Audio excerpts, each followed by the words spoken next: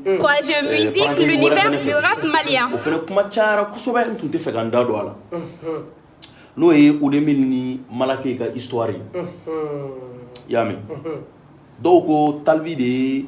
Malake bila ka Oudemil clasher u y'a fɔ dɛ dɔw y'a fɔ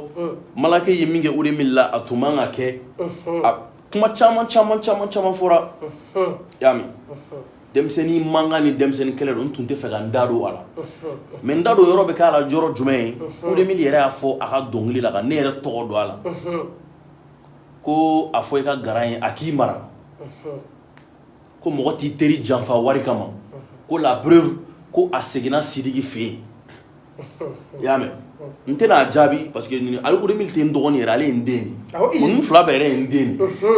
ninnu fila bɛɛ ye n den de mais min f'u ye dɔrɔn Oudemil bɛ se dɔnkilida la a k'a ka dɔnkili da Malake bɛ se dɔnkilida la a k'a ka dɔnkili da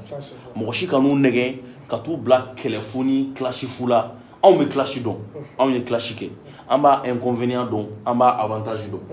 i y'a mɛn an y'a laban ye avenir bɛ ninnu na avenir b'u bolo u k'u ka dɔnkili da u ka nafa sɔrɔ a la sira wɛrɛ fɛ n bɛna don histoire la ne ye Oudemil dɔn Malake ye Oudemil n t'a dɔn n'a siɲɛ fɔlɔ don wa siɲɛ filanan don ka yɛlɛ scène kan a kɛra palais de sport la a don u ko k'a tɛ jouer ne yɛrɛ de nana ne y'a la jouer ka commentaire ba k'a kan n ko mɔgɔw k'a lamɛn denmisɛnnin min don talan b'a la don nataw la a bɛna sangaba sɔrɔ n ko mɔgɔw k'a lamɛn ne yɛrɛ ye dɔn kɛ a nɔfɛ scène kan o fɛnɛ kɔfɛ Jagɛlɛya casting na Tomorobugu n y'a invité a don a nana o bɛɛ fɛnɛ kɔfɛ n y'a f'u ɲɛna n b'aw ka bila la n y'aw kɔrɔkɛ de ni bɛ se ka fɛn fɛn kɛ aw ye dɛmɛmɔgɔ dɛmɛ la i y'a mɛn mais mɔgɔ n'i ye fɛn kɛ mɔgɔ ye n'i tilara ka olu fɔ o bɛ kɛ baraji tiɲɛ i y'a mɛn o bɛ kɛ baraji n tɛna don o yɔrɔ détail la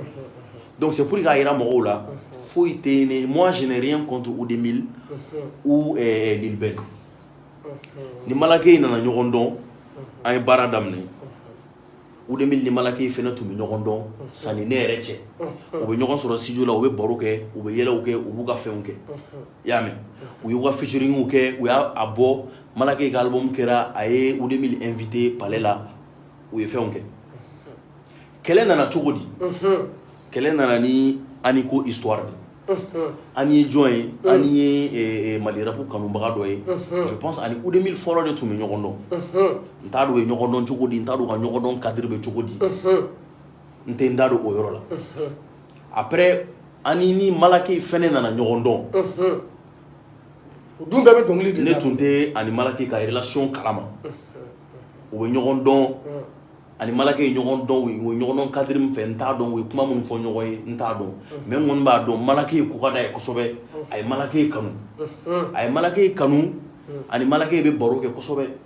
donc don dɔ la a donna ka histoire dɔ la ka histoire ɲɛfɔ Malake ye mais a m'a ɲɛfɔ Malake ye ko Oudemil de don ou bien ko Saka de don ou bien ko Burama de don i bɛ k'a faamuya donc kuma in ye Malake ye touché comme Malake ye mɔgɔ ye histoire de ka d'ale dɔnkili la quoi n'i y'a ka dɔnkili jateminɛ a ka son dɔ titre bɛ yen ko Solo o ye histoire de ye a ka son dɔ titre bɛ yen ko Mami a bɛ ka histoire dɔ de raconter a ka son dɔ titre bɛ yen ko Cɛ Magan a bɛ ka histoire dɔ de raconter i bɛ k'a faamuya donc ani in fɛnɛ la ani kelen ka histoire fɔ Mala ye Mala ye histoire in ta k'a kɛ dɔnkili ye i bɛ k'a faamuya fana histoire kɛ dɔnkili ye direct a histoire kɛ dɔnkili ye i bɛ dɔnkili lamɛn a daminɛ f'a laban Oudemil tɔgɔ t'a la dɔnkili daminɛ f'a laban Lil Ben tɔgɔ t'a la clash t'a la nɛnini t'a la dɔgɔyaman t'a la a ye dɔnkili histoire a ye dɔnkili bɔ dɔnkili jara dɔnkili bɔlen yɔrɔ dɔnkili yɛrɛ bɛ da yɔrɔ dɔnkili ma da hali Jagɛlɛya la parce que mɔgɔw fana fɔ ko ne de y'a bila ka Oudemil clasher dɔnkili dilanna Magas ka studio la Big Boss Music a ye dɔnkili bɔ dɔnkili tun man ka bɔ yɛrɛ a ye dɔnkili ci Ani ma Ani ka dɔnkili lamɛn parce que Ani y'a diya mɔgɔ ye dɔnkili diyara Ani ye mobili san Malake ye donc Ani tun bɛ fɛ ka mobili in di Malake ma surprise de la o yɔrɔ de la Ani ye ne wele an ka surprise kɛ Malake la ne don yɔrɔ filɛ histoire in kɔnɔna la donc 31 su an taara an ye mobili di Malake ma surprise kɛra donc an ye vidéo ni fɛnw kɛ yɔrɔ in kɔnɔna la donc dɔnkili vidéo bilara net sanfɛ quoi o de y'a to dɔnkili in yɛrɛ bɔra a to ye dɔnkili bɔ dɔrɔn ka dɔnkili da ani ma ani ka dɔnkili lamɛn a diya ye mɔgɔ don a banna a ye fɛn d'a ma e bɛ ka faamuya Solomana na n ka nin fɛn in dɔɔnin min kan bɛ ka ɲigin ale ka ɲi ale bɛ énergie di mɔgɔ ma a b'i kan walawala donc o kɛra 31 su décembre i y'a mɛn dɔnkili bɔra bon mɔgɔw commencera k'a fɔ ne ye Talibi est ce que Malaki tɛ ka Oudemil de clasher ne ko a bɛ Oudemil clasher cogo di n ko Oudemil ko kuma jumɛn bɛ nin dɔnkili kɔnɔna la n k'a tɛ ka Oudemil clasher n y'a wele n ko Mala mɔgɔw bɛ k'a fɔ de ko ani dɔnkili in kɔnɔna la ko histoire in bɛ Oudemil de kan i y'a mɛn a ko non histoire tɛ Oudemil kan n ko bon quel qu'en soit i terikɛ de don n bɛ taa a terikɛ yɛrɛ tɛ a baarakɛɲɔgɔn don a wele téléphone na i k'a fɔ a ɲɛna a k'a faamuya san'a ka taa kɛ histoire ye ɲɛfɛ a kana kɛ ɲɔgɔn faamuyabaliya ye Malaki ni Oudemil kuma dɔ Oudemil y'a kɛ comme 00 non foyi tɛ yen a kɔfɛ Malaki bɛ Oudemil photo poster mais Oudemil tɛ sɔn ka Malaki photo poster i y'a mɛn o kɔfɛ an ye ɲɔgɔn ye Sidiki fɛ yen Malaki ni Sidiki ka dɔnkili bɛ ka dilan don min na Oudemil yɛrɛ tun bɛ studio kɔnɔ ani Mala ye baro kɛ a yɛrɛ tun bɛ ka hakilinata di dɔnkili in kan a ko ni Mala ye nin yɔrɔnin in kɛ tan a bɛ ɲɛ n'a ye nin kɛ tan a bɛ ɲɛ o bɛɛ kɛra ka sɔrɔ dɔnkili in bɔra e bɛ k'a faamuya o bɛɛ kɛra ani sɔn kɔfɛ donc kɛlɛ tɛ yen foyi tɛ yen e bɛ k'a faamuya u bɛ ɲɔgɔn ye u bɛ baro kɛ u bɛ tɛmɛ maintenant à ma grande surprise Oudemil ka concert date bɛ bɔ yɔrɔ min na dɔrɔn Oudemil taara son bɔ ka ne ni Malaki ye clasher Malaki y'ale teri de o y'ale janfa wari kama o y'ale janfa muso kama o y'ale janfa mobili kama ka hinɛ don mɔgɔw la mɔgɔw fana ye Malaki kɛ mɔgɔ lankolon ye ko Malaki ye mɔgɔ min ye a b'a teri janfa wari kama wa mɔgɔ min don ani Talibi bɛ ɲɔgɔn fɛ bon Talibi bɛ sɔn clash ma Talibi de y'a bila clash la bɛɛ wulila ka Malaki dɔgɔya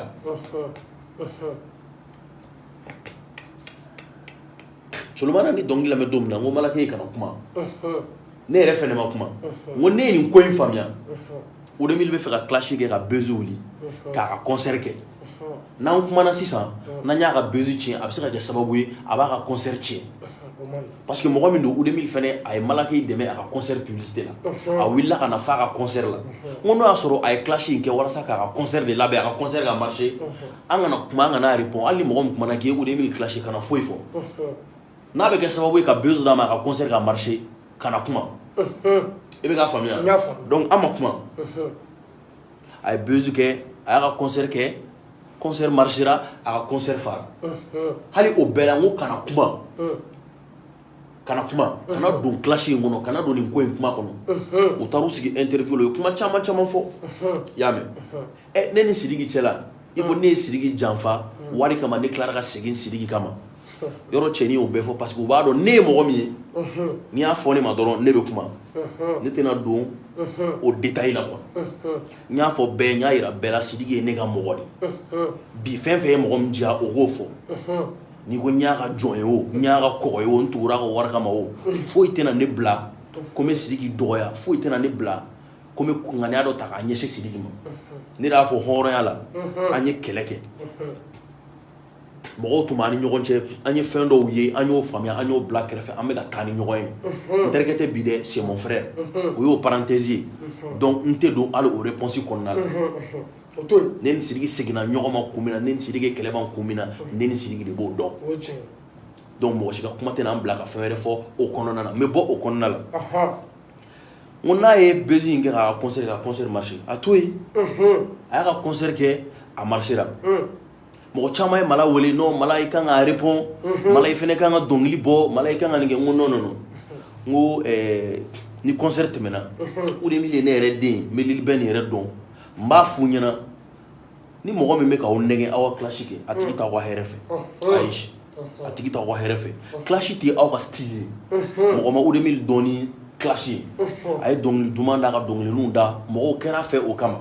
mɔgɔ ma Malaki dɔn ni clash ye a ye dɔnkili dumanninw da mɔgɔw kɛra fɛ o kama a ye taa o kelen in fɛ mais i b'a dɔn min bɛ ka Oudemil lafili parce que a ye clash in bɔ tile fila son in lamɛnna trop bon ni son lamɛnna trop a bɛ diya artiste ye mɔgɔw y'a wele a ye concert caman kɛ a ye cachet sɔrɔ mais n'i y'a ye clash ni cachet ni fɛnw bɛɛ sɔrɔ e y'a sɔrɔ Malaki ye min clash la malaki ma kuma malaki ma foyi fo e ere kan ka malaki barkada mais malaki kana don clash kono conseil yemi ndron conseil ou 2000 kana na fo an malaki te clash la ayi ne ma malaki blaga ou 2000 clash wa malaki yere ma ou 2000 clash malaki no ou 2000 te nyogo nyesra la ou 2000 ka ka dongli da absi dongli da la ka mo la convaincu aka ka jama soro clash ba damne do ita la bando ne on ba don on nya ke wa clash ye cheni min do en carrière la en ba don e ma e phobie hali malaki fleni bi mo do be malaki kele mo do bu banga malaki ga so na me mo do bu banga so malaki ye parce que ko kele min be uni ne ni ɲɔgɔn cɛ aw kana ne ka kele don malaki kɔnɔna la kele min be aw ni ne talibi ni ɲɔgɔn cɛ o ye aw ni ne ka kele de aw ni ne de b'o kele kɛ aw ni ne de be ɲɔgɔn na mɔgɔ si ni malaki tɛ ɲɔgɔn na y'a mɛn hali mɔgɔ dɔw b'u banga malaki ka son partager mɔgɔ dɔw b'u banga malaki lamɛn ko parce que talibi ka petit don talibi ka denmisɛnnin don a bɛ ja gɛlɛya la non non non malaki ka concert ɲɛkɔrɔ la n y'a fɔ bɛɛ ye malaki ye ɲɔgɔn talent malaki ye ɲɔgɔn voix malaki ye ɲɔgɔn min b'a la denmisɛnnin kunda mali ma deli k'a ɲɔgɔn sɔrɔ maliyɛn kana malaki dɛmɛ talibi kama maliyɛnw kana malaki dɛmɛ malaki yɛrɛ kama a y'a dɛmɛ mali kama parce que ni malaki ye san sɔrɔ malaki bɛ taa ni mali musique ye yɔrɔ la mɔgɔw hakili tɛ min na a style b'a la a talent b'a la a fɛn bɛɛ b'a la aw kan'u nɛgɛ ka don classique la aw kan'u nɛgɛ ka don kɛlɛfu la aw kana malaki kɛlɛ parce que ko talibi man di n ye yɔrɔ ne yɛrɛ tɛ dugawu kɛ yɛrɛ ne ka diya mɔgɔ ye ni bɛɛ kɛra ne fɛ dɔrɔn a ma ɲi ne ma solomana ne t'a ni si ta awɔ o ye ne ka ɲɛnamaya taabolo ye i m'a faamuya ne kanubaga wolomalen de don ne kanubaga bɛ compter ne kanubaga bɛ sɛnsɛn de bɛɛ ma dan ka ne kanu ayi parce que dusutanden tɛ se ka ne kanu hypocrite tɛ se ka ne kanu ayi donc aw kana malaki kɛlɛ ne kama a y'a lamɛn a y'a partager o sira fɛ kuma la surunya la ka ou 2000 bɔ fili la malaki ma clasher clash t'a ni malaki cɛ foyi t'u cɛ n'a b'a ka dɔnkili da a k'a ka dɔnkili da a bɛ se dɔnkili da la a k'a ka carrière kɛ a kana nin sama ka taa yɔrɔ si ni mɔgɔ o mɔgɔ bɛ k'u nɛgɛn u bɛ k'a nɛgɛn de y'a mɛn sinon i y'i ka concert kɛ i y'a dabɔ concert min kama i ye concert fa concert tɛmɛnɔ concert ye su kelen de carrière bɛ se ka taa fo san 100 yɔrɔ jɔrɔ n'i ka carrière ye kana jɔrɔ n'i ka concert ye kana jɔrɔ ni baiser ye n b'o f'i ɲɛna k'o kuma datugu donc solomana an bɛ sunkalo la n tɛna kuma janya bilen i y'a mɛn n tɛna kuma janya bilen kuma kɔnɔna na fili tɛ ban ka hakɛto ɲini kɛ mɔgɔkɔrɔbaw fɛ parce que Facebook la i t'a dɔn mɔgɔ mɔgɔ bɛ k'i lamɛn a bɛ se ka kɛ mɔgɔkɔrɔbaw bɛ en ligne a bɛ se ka kɛ dɔnnibagaw bɛ en ligne a bɛ se ka kɛ an falamɔgɔw bɛ yen an balamɔgɔw bɛ yen kuma kɔnɔna la ni ye kuma kolon fɔ bɛ ni n donna mɔgɔkɔrɔba min gasi la n bɛ hakɛto ɲini kɛ olu fɛ i m'a fɔ n bɛ hakɛto ɲini kɛ olu fɛ k'a fɔ n ka fanu fana ye ne yɛrɛ